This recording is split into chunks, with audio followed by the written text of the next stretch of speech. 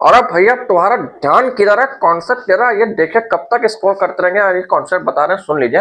देखिए आज हम बताने वाले भैया आपको रजिस्टर का सीरीज और पैरेलल कॉम्बिनेशन में कैसे डिराइव करते हैं उसका फॉर्मूला। देखिए ध्यान से, पहले देखिए ध्यान से, सीरीज कॉम्बिनेशन कैसे होता है भैया। ऐसे अगर रजिस्टर अगर ऐसे जुड़ा हुआ है लाइन से लतर की तरह दर दर दर दर दर दर दर, तो इसको बोलते हैं सीरीज कॉम्बिनेशन श्रेणी क्रम। ठीक है, मान लेते हैं इसका रेजिस्टेंस R1 है, इसका रेजिस्टेंस R2 है।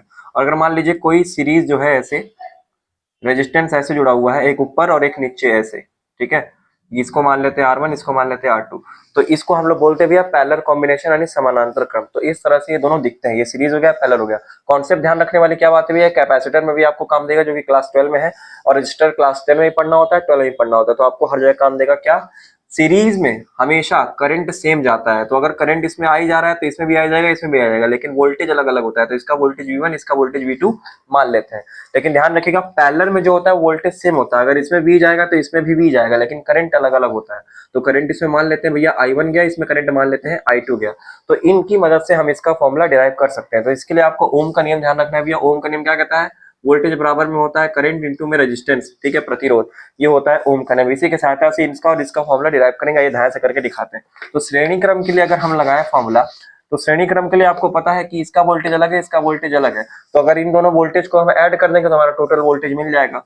तो हम यहाँ लिखेंगे V, ठीक है, V मतलब टोटल वोल्टेज बराबर में होगा किसके, V1 और प्लस V2 के। यहाँ पे ऐसे लिख सकते हैं, ठीक है। अब देखिए हमको पता है कि V इक्वल टू में IR होता है ओम के नियम से। तो इस V की जगह हम क्या रख सकते हैं भैया, IR रख सकते हैं इक्वल टू में, ठीक है। ये V1 को हम क्या लिख सकते हैं, इसका I और इसका R। मैंने बोला था श्रेणी में सारा समान होता है, तो जितना I इसमें जा रहा है उतना इसमें भी जाएगा। तो इसका हो जाएगा I, और ये R1 का R1 लिखेंगे, अब प्लस ये टोटल रेजिस्टेंस है R भैया, ठीक है। और ये V2 क्या लिखेंगे, इसमें भी I जा रहा है तो ये I हो जाएगा, और इसका रेजिस्टेंस क्या है भैया, R2 हो जाएगा। तो देखिए ये हो गया IR, और यहाँ से I और I कॉमन ले लेंगे तो I बाहर आ जाएगा, अंदर क्या बचेगा, R1 प्लस R2 बचेगा, ठीक है। तो ये I से I कैंसिल हो जाएगा। तो हमारा जो R टोटल है, जो टोटल रेजिस्टेंस है इसका कितना आ जाएगा भैया, R1 प्लस R2, ठीक है। ये इस तरह से निकल के आता है, ठीक है। तो कभी भी अगर श्रेणी क्रम में रेजिस्टेंस निकालने को दे तो आपका देख लीजिएगा कितना रेजिस्टेंस है, सबको एक साथ जोड़ दीजिएगा तो उसका टोटल रेजिस्टेंस निकल के आ जाएगा, प्रतिरोध। इसी तरह आप पैरेलल में करेंगे डिराइव, तो पैरेलल में आपका जो आंसर है उसका 1/R1 1/R2 करके आएगा। तो आप उसको डिराइव करके कमेंट करिएगा, देखते हैं, नहीं तो उसको नेक्स्ट शॉर्ट में बनाएंगे। चलो मिलते हैं, तो बड़ू